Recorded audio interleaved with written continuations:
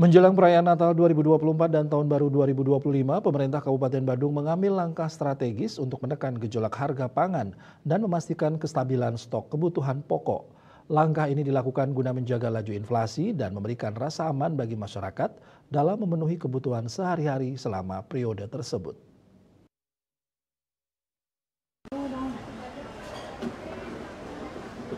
Kepala Bagian Perekonomian Setda Badung Ana Agung Sagung Rosiawati menyatakan pemerintah daerah telah mengintensifkan pengawasan dan distribusi bahan pangan.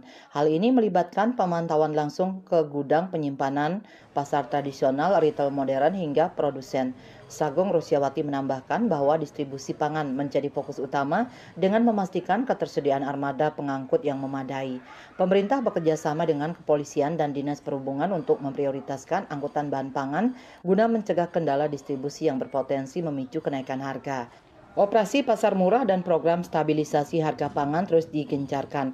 Ini adalah langkah nyata untuk menekan lonjakan harga komoditas seperti beras, cabai, bawang, daging ayam, dan telur. Selain langkah teknis, Pemka Badung juga menggalakkan kampanye edukasi kepada masyarakat untuk membangun kesadaran akan pentingnya konsumsi bijak dan berbelanja secara wajar.